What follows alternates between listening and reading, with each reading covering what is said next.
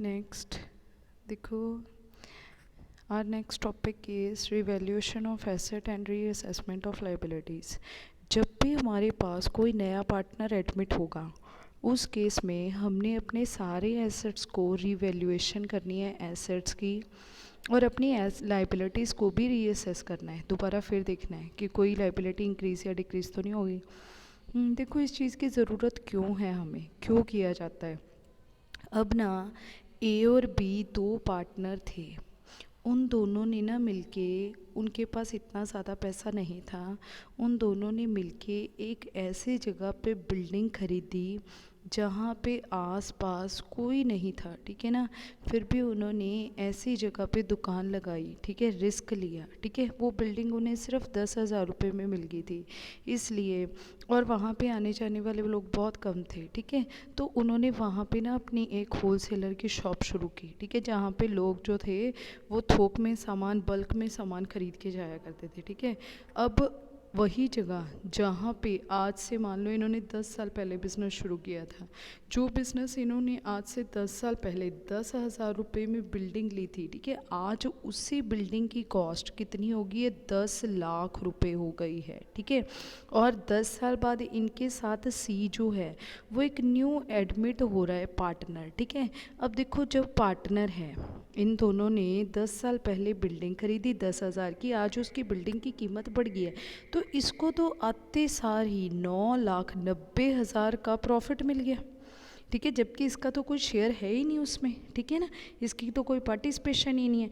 तो इस तरह से जो आने वाला पार्टनर है, ठीक है, ना तो वो कोई एक्स्ट्रा गेन, जो इनके प्रीवियस हैं, जो पुराने पार्टनर हैं, उनका ना तो कोई गेन ले सकता है, ना ही कोई लॉस बियर कर सकता है, ठीक है। तो इसके ऐसे ही, इसलिए हम अपनी सारी ही एसेट्स को रीवैल्यूएट करेंगे और सारी ही लाइबिलिटीज़ को रीअसेस करेंगे इन केस ऑफ, कौन से केस में, जब भी कोई नया पार्टनर आएगा, ठीक है, ताकि वो कोई गेन ना ले सके। ये गेन किनका है, ओल्ड पार्टनर्स का है, और ओल्ड पार्टनर को किस शेयर में मिलेगा, किस रेशो में मिलेगा, ओल्ड रेशो में ही मिलेगा, ठीक है। अब देखो यहाँ पे जो रीवैल्यूएशन अकाउंट है वो बनता कैसे है, रीवैल्यूएशन अकाउंट, ठीक है, इसको हम P&L एडजस्टमेंट अकाउंट भी बोलते हैं, ठीक है। अब देखो P&L एडजस्टमेंट का मतलब क्या है, इससे पहले हम बनाते हैं P&L अकाउंट, ठीक है, जिसमें हमारे पास नेट प्रॉफिट आ जाता है, ठीक है। पर नेट प्रॉफिट के बाद भी अगर कोई प्रॉफिट है, ठीक है, जैसे रिवैल्यूएशन के बाद पता चला 9,90,000 की प्रॉफिट है इनकी इनकम, ठीक है, तो इस तरह से अगर कोई भी प्रॉफिट है जो प्रॉफिट एंड लॉस के बाद हमने एडजस्ट करना है, ठीक है, तो उसके लिए हम बनाएंगे रीवैल्यूएशन अकाउंट, ठीक है। अब देखो रीवैल्यूएशन अकाउंट जो है, जिसको हम P&L एडजस्टमेंट अकाउंट भी बोलते हैं, इसमें नॉमिनल्स के ही रूल्स लगेंगे, ठीक है। नॉमिनल्स के क्या रूल होते हैं, expense debit all expenses and losses, credit all incomes and gains को हमने क्रेडिट कर देना है, ठीक है। इसमें गिन के आपके पास सिर्फ 6 आइटम्स ही आएंगी, याद रखनी है। अब देखो कैसे, जैसे कि हमारी कोई एसेट है, संपत्ति है, वो अगर डिक्रीज़ हो जाती है, गिर जाती है उसकी कीमत, ठीक है, तो बिज़नेस का क्या हो गया, लॉस हो गया, ठीक है, तो ये हमने डेबिट कर देना है। और अगर कोई हमारा एसेट जो है वो इंक्रीज़ हो गया है, ठीक है, तो उसका बेनिफिट किनको जाएगी, हमारे बिजनेस को, ठीक है। तो यहाँ पे एसेट इंक्रीज़ हो गया है, तो यहाँ पे वो क्या है, बिजनेस की गेन है, ठीक है, वो क्या हो जाएगा, क्रेडिट हो जाएगा। इसी तरह से ना हमने किसी को लाइबिलिटी है हमारी, ठीक है ना, देनदारी है, ठीक है।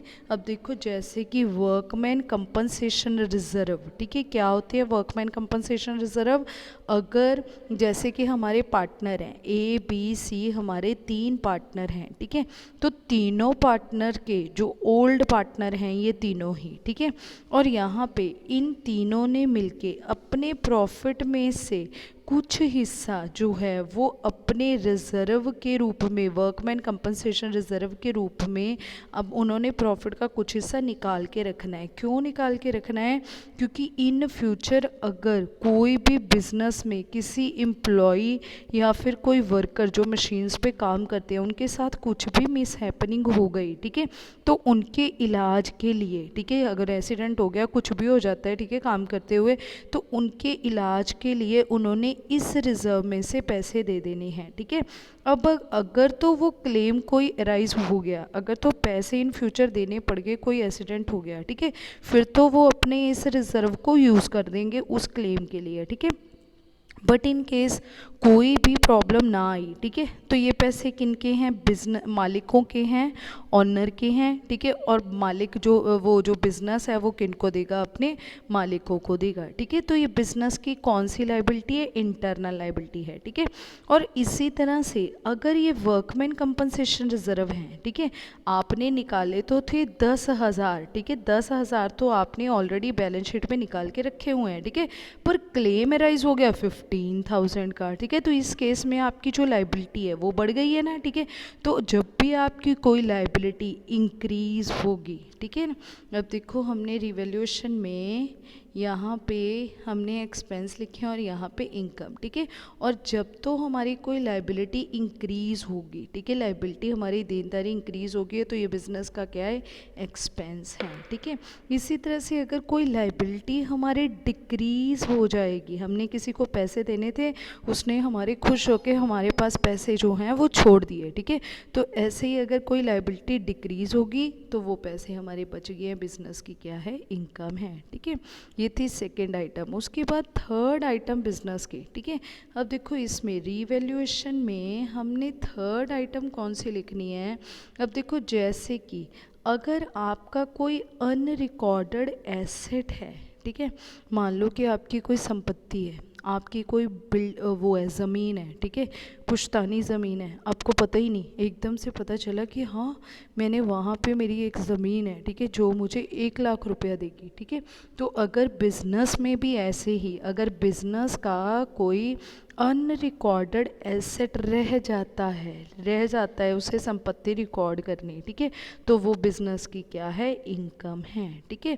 और अगर आपने किसी को पैसे देने थे, आप भूल गए, अचानक ही वो पर्सन आपको मिला, आपको याद आया कि वो मैंने तो इसके पैसे देने हैं, ठीक है, तो जो आपकी अनरिकॉर्डेड, यहाँ पे आना आएगा, अनरिकॉर्डेड आपकी कोई लाइबिलिटी रहती है, ठीक है, तो वो बिजनेस का क्या है? एक्सपेंस है, ठीक है। तो यहाँ पे देखो इसके बारे में यही लिखा हुआ है कि the value of asset may be different from their book value. कई बार जो बुक वैल्यू का मतलब क्या होता है? बैलेंस शीट की जो वैल्यू है, ठीक है। अब कहता है कई बार ना बैलेंस शीट की जो वैल्यू होती है, ठीक है, वो अलग होती है, बिकॉज विद द टाइम, क्योंकि टाइम चेंज होने के कारण, जैसे कि मैंने अभी आपको बताया है 10 साल पहले उन्होंने बिज़नेस शुरू किया था, तो 10,000 रुपये की उन्होंने क्या ली थी? बिल्डिंग ली थी, सिर्फ 10,000 की। अब टाइम चेंज होने के साथ साथ वो 10 लाख की होगी, ठीक है। The value of asset may be increase भी हो सकती है, डिक्रीज भी हो सकती है, ठीक है। तो जो भी ये वैल्यू इंक्रीज डिक्रीज हुई है, ठीक है, तो नेक्स्ट उसके बाद liability, it may be possible that amount payable in different from different books, ठीक है।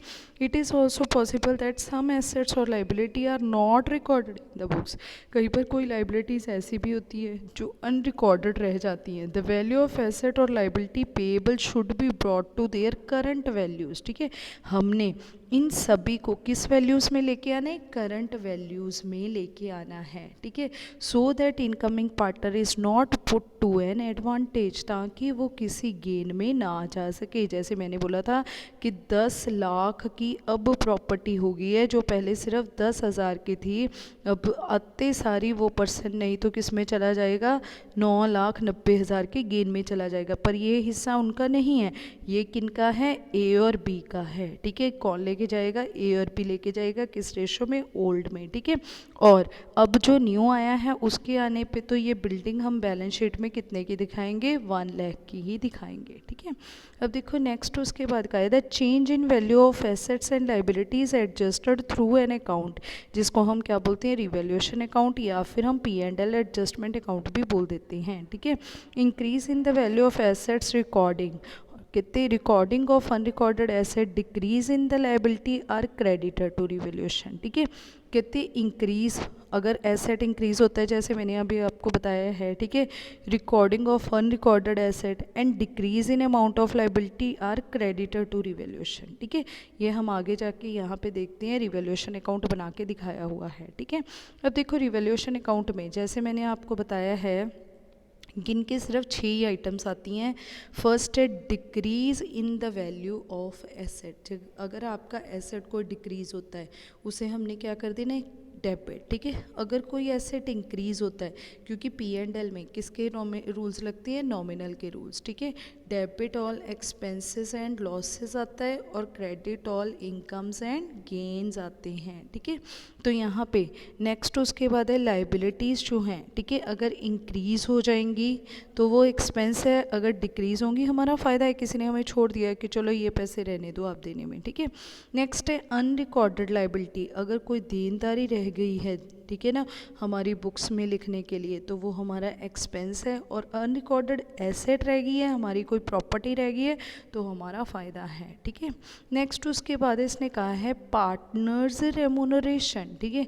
अगर आप कोई पार्टनर को रेमुनरेशन दे रहे हो, पेड कर रहे हो by the firm to the partner, ठीक है, तो वो हमारा एक्सपेंस है, ठीक है। इसी तरह से अगर आपका अब आपका जो फर्म है, ठीक है, पहले ए बी थी, अब सी न्यू एंटर हो गया है, ठीक है, तो हमारा जो पुराना एग्रीमेंट है वो ख़त्म हो जाएगा, जो पुरानी डीड है वो ख़त्म हो जाएगी और एक न्यू डीड है, न्यू एग्रीमेंट बनेगा, ठीक है। तो इट मीन्स जब भी कोई पार्टनर, पुरानी डीड ख़त्म होकर न्यू डीड बनती है, तो हमारी जो पार्टनरशिप फर्म है, ठीक है, वो क्या होती है, रिकॉन्स्टिट्यूट होती है इस केस में, ठीक है। तो यहाँ पे जब भी हमारी फर्म रिकॉन्स्टिट्यूट होगी, ठीक है, तब अगर रिकॉन्स्टिट्यूशन का कोई खर्चा आ गया है, कोई एक्सपेंस आ गया है, तो हमने एक्सपेंस साइड लिख देना है, ठीक है। उसके बाद हमने क्या कर देना है, इनकम को प्लस करना है, खर्चों को माइनस करना है। अगर इनकम ज़्यादा है और खर्चे कम है तो हमें क्या हो जाएगा, गेन हो जाएगा। हमें याद रखना है कि हम एसेट्स को रिवैल्यूड कर रहे हैं, एसेट्स के ऊपर हुआ प्रॉफिट को हम क्या बोलते हैं, गेन बोलते हैं, ठीक है। तो आपने प्रॉफिट वर्ड नहीं यूज़ करना, वहाँ पे क्या वर्ड यूज़ करना है, गेन, ठीक है। और वो गेन हमने किसको बांट देना है, ओल्ड पार्टनर्स को बांट देना है। किस रेशो में, इन ओल्ड रेशो में ही बांटना है, ठीक है। नेक्स्ट उसके बाद है जर्नल एंट्रीज, ठीक है, मोस्ट इंपॉर्टेंट है जर्नल एंट्रीज, ठीक है। अब देखो कहते फर्स्ट एंट्री क्या है, for an increase in the value of asset, जैसे ही आपके एसेट इंक्रीज होते हैं, अब देखो एसेट जो है उनका डेबिट बैलेंस होता है हमेशा ही, ठीक है। और अगर उनका डेबिट बैलेंस होता है, ठीक है, डेबिट होती हैं, तो अगर इंक्रीज़ का मतलब आ रही हैं, ठीक है, फर्नीचर हमारे पास पहले फर्नीचर 1 लाख का पड़ा था, ठीक है, हमने और ख़रीद लिया 10,000 का, ठीक है, तो ये क्या होगा, डेबिट होगा, ठीक है। और यहाँ पे अगर एसेट की वैल्यू बड़ी है तो एंट्री क्या कर देनी है, एसेट इंक्रीज हो गए हैं, एसेट जब आते हैं तो डेबिट हो जाते हैं टू रिवैल्यूएशन या फिर P&L एडजस्टमेंट, क्योंकि हम रिवैल्यूड कर रहे हैं, खरीद नहीं रहे, ठीक है, खरीदते हुए हमारे पास से पैसे जाएंगे। नेक्स्ट उसके बाद है decrease in the value of asset, ठीक है। अगर कोई एसेट डिक्रीज होता है, ठीक है, अब अगर एराइज हो रहा है, आ रहा है, ठीक है, हमारे पास एक्वायर कर रहे हैं तो डेबिट, जा रहा है तो क्रेडिट, ठीक है। इसी तरह से लाइबिलिटी का ऑलवेज क्रेडिट बैलेंस होता है, ठीक है। जब लाइबिलिटी एराइज होती है तो क्रेडिट, ठीक है, अमाउंट इंक्रीज होगा तो क्रेडिट होगा, डिक्रीज होगा तो डेबिट हो जाएगी लाइबिलिटी, ठीक है। इसी तरह से अनरिकॉर्डेड एसेट हमारा क्या है, अनरिकॉर्डेड एसेट का मतलब हमारे एसेट जब भी इंक्रीज होंगे, ठीक है, तो वो क्या हो जाएंगे, डेबिट, क्योंकि एसेट का डेबिट बैलेंस है। और अगर कोई लाइबिलिटी अनरिकॉर्डेड है, ठीक है, क्योंकि वो आज राइज हो रही है, तो वो क्रेडिट बैलेंस होगा उसका, ठीक है, उसको हमने क्या कर देना है, क्रेडिट कर देना है, ठीक है। अब देखो एक क्वेश्चन हमें दे रखा है, कितनी pass the necessary journal entries in the journal for the following on admission of a partner. First क्या है, अनरिकॉर्डेड इन्वेस्टमेंट, ठीक है। अब अनरिकॉर्डेड है, इन्वेस्टमेंट हमारा क्या होता है, एसेट, एसेट जब आएगा तो डेबिट हो जाएगा, ठीक है, और वो रिवैल्यूड हो रहा है, ठीक है, तो हमने किस अकाउंट में डाल देना है, रिवैल्यूएशन के अकाउंट में डाल देना है, ठीक है। और अगर अनरिकॉर्डेड लाइबिलिटी है, ठीक है, टूवर्ड्स सप्लायर्स, ठीक है। अनरिकॉर्डेड लाइबिलिटी का कौन सा बैलेंस होता है? Credit balance. जब राइज होगी तो क्रेडिट होगी, और किसमें हमने कौन से अकाउंट में ट्रांसफ़र करना है? रिवैल्यूएशन अकाउंट में। नेक्स्ट है a creditor of 600 will be claimed here is to be return back, ठीक है।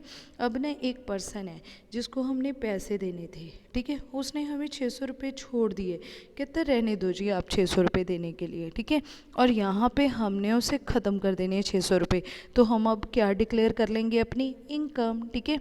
अगर तो क्रेडिटर्स जो हैं वो इंक्रीज़ होते हैं, अगर तो पैसे देने वाले बढ़ते हैं किसी के पास, फिर तो वो क्या हो जाते हैं? क्रेडिट होते हैं। जैसे कि यहाँ पे किसी को हमने 1500 रुपये देने थे, ठीक है, वो हम भूल गए पर आज रिकॉर्ड किए हैं, ठीक है। राइज होगी जब हमारी लाइबिलिटी, ठीक है, तो वो क्या हो जाएगी? क्रेडिट। अब हमें वो पैसे छूट गए हैं, वो कहता है रहने दो, माफ़ कर दिए उसने, ठीक है।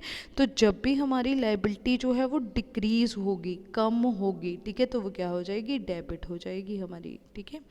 नेक्स्ट उसके बाद है हमारे पास एक क्वेश्चन, फुल फ्लेज क्वेश्चन है इसमें। यहाँ पे हमारे पास कुछ केसेस हैं, ठीक है, जो आपके पास हर एक क्वेश्चन में आ सकते हैं। जैसे कि फर्स्ट केस है the value of furniture is to be increased by. अब आपने ना इस चीज़ को ध्यान से देखना है, ये जो वर्ड है बाय, अगर बाय है, ठीक है, तो इट मीन्स जितना अमाउंट लिखा है उतना ही रिड्यूस हुआ है। अगर 25% लिख दे, 5% लिख दे, तो इट मीन्स 25% ही कम हुआ है, रिड्यूस हुआ है, ठीक है। या फिर यहाँ पे जैसे लिखा हुआ है इंक्रीज्ड बाय, तो इट मीन्स बढ़ा है। कितना बढ़ा है? टोटली 10,000 रुपये ही बढ़े हैं, ठीक है। और अगर यहाँ पे वर्ड आ जाता है टू टू टू का, अगर यहाँ पे लिखा होता है 225%, the value of furniture is to increase to 25%, तो इट मीन्स 25% नहीं बढ़ा, 100 में से हमने 25 को लेस करके 75% जो है वो क्या हो गया? बड़ा है 75, ठीक है। तो यहाँ पे आपने देखना है the value of furniture is to be increased by, ठीक है। इंक्रीज्ड बाय का मतलब इतना ही इंक्रीज हुआ है, ठीक है। तो अब हमने देखना है कि इस केस में हमारी एंट्री देखो, फर्नीचर हमारा क्या है? एसेट है, ठीक है। जब वो बढ़ेगा, ठीक है, इसका डेबिट बैलेंस है, डेबिट हो जाएगा टू, ये क्या हुआ है? रिवैल्यूएशन कर रहे हैं हम उसकी, तो रिवैल्यूएशन अकाउंट में डाल देना है कितना अमाउंट? 10,000 एंड 10,000 रुपीज़, ठीक है। नेक्स्ट है the value of furniture is to be increased to. अब देखो जिसकी बुक वैल्यू कितनी की थी? 20,000 की थी, 20,000 रुपये बुक वैल्यू का मतलब आपकी ये बैलेंस शीट है, ठीक है, सॉरी, आपकी ये बैलेंस शीट है, ठीक है। बैलेंस शीट को बोलते हैं बुक वैल्यू, ठीक है, बुक्स होती हैं बैलेंस शीट। तो जो आपकी ये बैलेंस शीट है, ठीक है, उसमें आपको एसेट साइड यहाँ पे फर्नीचर दिखा रखा है, ठीक है। कितने का फर्नीचर दिखा रखा है हमें? 20,000 का, ठीक है। अब इसने क्या कहा है? इंक्रीज्ड टू, वो कितना बढ़ गया है? बढ़ के वो 40,000 हो गया है। तो अब हमने ऐसे नहीं करना कि ये 40 का 40 ही लिख लेना है, जैसे ऊपर ऊपर का मतलब बाय का मतलब तो जितना बड़ा है हमारे पास उतना ही अमाउंट है, पर यहाँ पे हमने क्या कर देना है? इससे क्या करना है हमने? जैसे 40 में से 20,000 रुपये माइनस करके देखने हैं, मतलब 20 से वो कितना बढ़ गया है? 40, ठीक है। तो अब टोटल फर्नीचर कितने का इंक्रीज हुआ है? 20,000 का। हमारी एंट्री, जनरल एंट्री क्या पास होगी यहाँ पे? Furniture account debit to revaluation. कितना अमाउंट आ जाएगा यहाँ पे? 20,000 एंड 20,000। बाय को हमने एज इट इज़ लिखना है, टू को हमने माइनस करके लिखना है, ठीक है। तो इट मीन्स बुक वैल्यू का इतना हिस्सा बढ़ गया है, ठीक है। नेक्स्ट उसके बाद है the value of furniture is to be brought up to 120% of its book value. अब देखो फिर टू आ गया यहाँ पे, ठीक है। बुक वैल्यू ऑफ फर्नीचर 50,000, ठीक है। लो जी, अब हमारी ये बुक वैल्यू का मतलब बैलेंस शीट, बैलेंस शीट में यहाँ पे एसेट साइड हमें फर्नीचर कितने का दिखा रखा है? 50,000 रुपये का फर्नीचर दिखा रखा है, ठीक है। अब ये कितना ज़्यादा बढ़ गया है?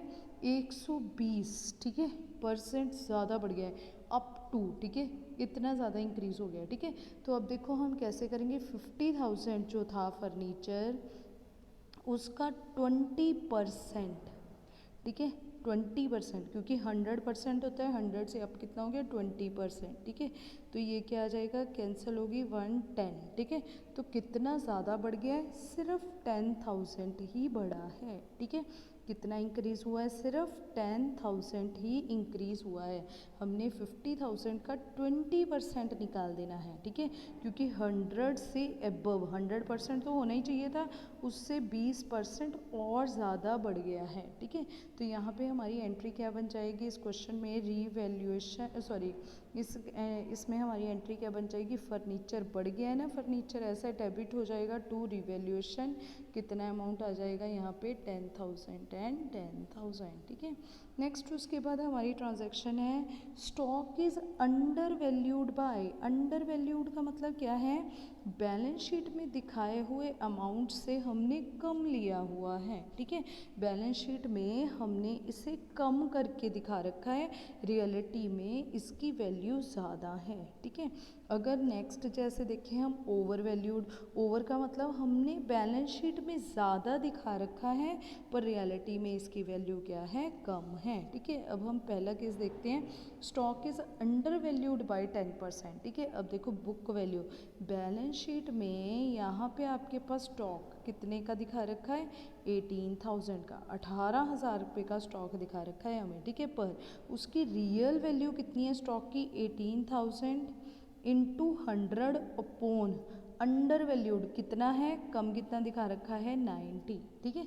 अगर ओवर, जितनी ओवर होती है उसको बढ़ा देते हैं हम 100 में, ठीक है, और जितनी कम होती है उसे कम कर देते हैं, ठीक है। तो इट मीन्स हमने कितना कम दिखा रखा है स्टॉक, 2,000 रुपये, जबकि रियलिटी में वो स्टॉक क्या है, ज़्यादा है, ठीक है। तो यहाँ पे हम उसकी एंट्री क्या करेंगे, stock account debtor to revaluation, ठीक है, कितना आ जाएगा 2,000 और 2,000 रुपये, ठीक है। नेक्स्ट उसके बाद है स्टॉक इज़ ओवर वैल्यूड। अब देखो यहाँ पे भी बैलेंस शीट में आपने स्टॉक जो दिखा रखा है 22,000, ठीक है, वो आपने क्या दिखा रखा है, ओवर वैल्यूड। ओवर का मतलब उसको आपने ज़्यादा दिखा रखा है। अब देखो हम 22,000 का कितना परसेंट निकालेंगे, 100 ओवर, ठीक है, यहाँ पे कितना आ जाएगा 110, ठीक है। जो हमने कितना परसेंट बढ़ा के दिखाया हुआ है 100 का, 10% बढ़ा के दिखाया हुआ है, ठीक है। तो यहाँ पे इसका अमाउंट कितना आ जाएगा, इसका अमाउंट आ जाएगा हमारे पास 2,000, ठीक है। ये 10 कैंसिल हो गया, 11 2 ये आ गया 2,000, ठीक है। तो यहाँ पे अब अगर हम देखें तो यहाँ पे हमारे पास जर्नल एंट्री क्या पास होगी, यहाँ पे है स्टॉक रीवैल्यूएशन, जो है रीवैल्यूएशन टू स्टॉक, क्यों, क्योंकि हमने बढ़ा के दिखा रखा है, ओवर वैल्यूएशन कर रखी है, रियलिटी में इस स्टॉक की कीमत क्या है, कम है, ठीक है। तो हम इसे क्या कर देंगे, स्टॉक को माइनस कर देंगे, ठीक है। Next the market value of computer is 25,000। Computer की मार्केट वैल्यू अब कितनी होगी, 25, जो हमने पहले ख़रीदा था कितने का, 20,000। तो हमारा कंप्यूटर का बढ़ गया है ना, हमारा एसेट बढ़ गया है, ठीक है। तो यहाँ पे हमारी जर्नल एंट्री क्या होगी, computer account debtor to revaluation, क्योंकि एसेट हमारा क्या हो गया, इंक्रीज़ हो गया है। जब भी एसेट इंक्रीज़ होता है उसका डेबिट बैलेंस होता है तो हम उसे डेबिट कर देते हैं। नेक्स्ट उसके बाद है machinery is taken bye x. अब ना मशीन जो है वो कौन ले गया है, एक्स ले गया है, ठीक है। बुक वैल्यू ऑफ मशीनरी 60,000, ठीक है, बुक वैल्यू कितनी थी हमारी मशीन की, 60,000, ठीक है। अब देखो यहाँ पे हमारी एंट्री क्या हुआ करती है, एसेट हमारी जो है वो जा रही है, ठीक है। तो यहाँ पे हमारी एंट्री क्या होगी, जो एक्स है वो रिसीवर है, एक्स रिसीवर है, debit the receiver, x is capital account, ठीक है, वो कैश नहीं देके गया, अगर कैश दे जाता तो हमने एक्स कैपिटल अकाउंट की जगह कैश लिख देनी थी। अब हम एक्स के कैपिटल अकाउंट में डाल देंगे उसका पैसा, ठीक है ना। अब x is capital account, x ले गया है, ठीक है, रिसीवर है 2, हमारे पास से क्या जा रही है, मशीनरी जा रही है, ठीक है। अब देखो मशीनरी की बुक वैल्यू कितने की थी, 60,000, और वो लेके कितने गया है, एक्स कितने की लेके गया है, ये 80,000 की लेके गया है। तो इट मीन्स 20,000 का हमें क्या हो गया है, रीवैल्यूएशन। रीवैल्यूएशन का मतलब गेन हो गया है, ठीक है। और रीवैल्यूएशन में गेन हम किस साइड डालते हैं, credit side, debit all expenses and losses, credit all incomes and gains, ठीक है। तो हमारी एंट्री क्या हो जाएगी, X capital account to machinery to revaluation, ठीक है। नेक्स्ट उसके बाद है 1/3 of machinery is taken by Y, ठीक है, मशीन का 1/3 वाई ले गया है, बैलेंस इज रिवैल्यूड, ठीक है। जो बाकी बच गया है वो हमने रिवैल्यूएशन कर दी है उसकी, ठीक है। तो इस केस में हम कैसे एंट्री करेंगे, सबसे पहले तो हम y को दे देते हैं, ठीक है। अब y जो लेके जाएगा तो उसकी एंट्री क्या होगी, वाइज कैपिटल अकाउंट, ठीक है, 2। क्या लेके जा रहा है वो, मशीन लेके जा रहा है, ठीक है। कितने की मशीन, देखो 72,000 की मशीन का 1/3 निकाल लो, ठीक है। कितना आ गया, 24,000, 24,000, ठीक है। कितना आ गया, 24,000। वाई कितने की लेके जा रहा है, मशीन कितने की है, 24,000 की। वाई कितने की लेके जा रहा है, 30,000। इट मीन्स 6,000 हमारा क्या आ गया, टू रिवैल्यूएशन का गेन आ गया है हमारा, कितना, 6,000, ठीक है। उसके बाद जो रिमेनिंग बच गई है, 1/3 मशीनरी तो ले गया है वाई, ठीक है। बाकी जो बच गई है, ठीक है। अब 72,000 में से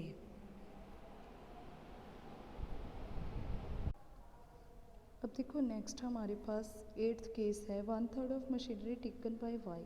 1/3 मतलब 72, जो बुक वैल्यू है हमारी उसका 1/3। 1/3 कितना आ गया, बुक 1/3 कितना आ गया इसका, 1/3 आ गया है हमारे पास 24,000, ठीक है। अब वाई ले गया, कितने की लेके गया, 30,000। तो इट मीन 6,000 का फर्म को क्या हो गया, गेन हो गया है, ठीक है। इसी तरह से जो रिमेनिंग बच गई 72 माइनस 24,000, ठीक है। रिमेनिंग कितनी बच गई, 48। ये भी हमारी गेन पे गई है 57,600। तो इट मीन्स यहाँ पे भी हमने कितने पैसे कमा लिए, 9,600 रुपीज़, ठीक है। तो देखो टोटल फर्म को गेन कितने का हो गया है, 15,600 का, ठीक है।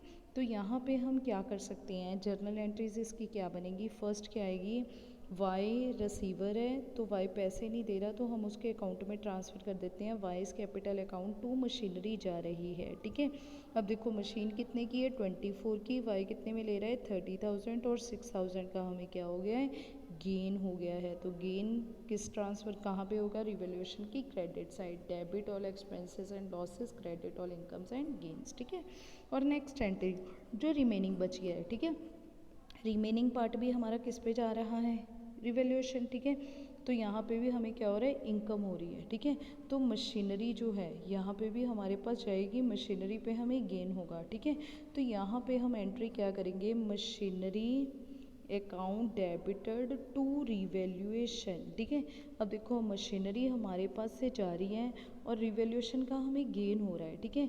अब देखो यहाँ पे हम एंट्री कैसे करेंगे, यहाँ पे हमारी रिवैल्यूएशन टू मशीनरी जा रही है और गेन हो रहा है, हम यहाँ पे एक्सपेंस है, ठीक है। तो डेबिट नहीं कर सकते रिवैल्यूएशन को, ठीक है। एक्सपेंस डेबिट हो जाएंगे, जहाँ हमारी एसेट रही है उसको हम क्रेडिट नहीं कर सकते, डेबिट नहीं कर सकते उसे भी, ठीक है।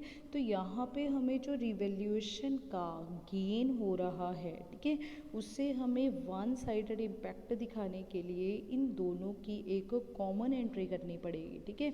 कैसे करनी पड़ेगी, जैसे कि फर्स्ट में वाइज कैपिटल अकाउंट में टू मशीनरी हम कितनी दिखाएंगे, 30,000 की टोटल मशीन जा रही है, ठीक है। और यहाँ पे हमें प्रॉफिट हुआ है वाइज कितना, मशीनरी, हमारी मशीनरी टू रिवैल्यूएशन, ठीक है। अब देखो मशीनरी टू रिवैल्यूएशन का मतलब गेन कितने का हो गया, टोटल 15,600 एंड 15,600, ठीक है। अब देखो रिवैल्यूएशन का टोटल गेन हमारा इतना ही था, तो हम क्रेडिट कर देंगे कितने से, टोटल 15,600 से, ठीक है। और देखो मशीन हमारी कितने की थी, 30,000 चली गई है, ठीक है। 30,000 में से 15,600 माइनस कर देंगे तो ऑटोमेटिकली कितने की हो जाएगी, 14,400 रुपये आ जाएगा हमारा अमाउंट, ठीक है। ये कितना आ जाएगा, 14,400 रुपये रिमेनिंग अमाउंट आ जाएगा, ठीक है, मशीनरी का। अब देखो नेक्स्ट उसके बाद है, नेक्स्ट है out of the amount of insured premium, ठीक है, डेबिटर टू P&L। P&L में ये हमने ऑलरेडी कर दिया है डेबिट, ठीक है, जिसमें से 5,000 जो है वो कैरी फॉरवर्ड करना है अगले साल के लिए। तो इट मीन्स ये क्या है, हमारा प्री पेड एसेट है, ठीक है। तो जो प्री पेड एसेट होता है, ठीक है, पहले ही दे दिया है तो वो बिज़नेस का क्या है, फ़ायदा है, ठीक है। तो वो हम एसेट साइड शो किया करते हैं अपना प्री पेड इंश्योरेंस, इतना पैसा हमारा क्या हो गया, बच गया है, हमने पहले ही दे दिया है, ठीक है। तो इसका एसेट जब अराइज होंगे तो वो डेबिट होंगे, हमने आंसर यहाँ पे एंट्रीज क्या, जर्नल एंट्री क्या पास करनी है, प्रीपेड इंश्योरेंस टू रिवैल्यूएशन, ठीक है। नेक्स्ट उसके बाद है आउट ऑफ, अच्छा ये हो गया expense on revaluation paid by Y, ठीक है। अब देखो एक्सपेंस है, रिवैल्यूएशन एक्सपेंस है, तो debit all expenses and losses debit हो जाएगा टू, गिवर कौन है Y, X's, X's capital account में क्या हो जाएगा, क्रेडिट हो जाएगा, वो दे रहा है, ठीक है। नेक्स्ट है a debtor whose dues 14,000 was written off as bad debt, 14,000 हमने उससे लेने थे, बैड डेट का मतलब डिक्लेयर हो गया कि अब नहीं देगा, हमने राइट ऑफ कर दिया, हमने लॉस डिक्लेयर कर लिया, ठीक है। रिटर्न ऑफ का मतलब पिछले साल हमने सोचा कि लॉस हो गया है, पर उस पर्सन ने हमें पैसे दे दिए हैं, फुल सेटलमेंट के पैसे दे दिए हैं, ठीक है। अब देखो बिजनेस में क्या आ गई है, कैश आ गई है, in the way of to bad debts recovered हो गए हैं, हमारे रिकवर्ड हो गए हैं, ठीक है। तो इस केस में देखेंगे तो अगर बैड डेट डेबिट हो रहे हैं तो बिजनेस का लॉस है, क्रेडिट हो रहे हैं तो क्या होगी, ये इनकम है, ठीक है। अभी ये जो बैड डेट रिकवर्ड हैं, ठीक है, ये पी एंड एल में, तो पी एंड एल की आइटम तो हो चुकी है, वहाँ से तो हमने राइट ऑफ कर दिए, तो अब ये आइटम पी एंड एल के बाद क्या बनेगा, P and L adjustment account, ठीक है। तो ये हमने बैड डेट रिकवर्ड्स जो हैं ये कहाँ पे ट्रांसफ़र कर देने हैं, रिवैल्यूएशन अकाउंट में, रिवैल्यूएशन में क्रेडिट क्या होती हैं, ऑल इनकम्स एंड गेन्स, ठीक है। इसी के साथ हमारा ये वाला टॉपिक आज ख़त्म हो रहा है, कल हम करेंगे cumulated profits and losses. Thank you.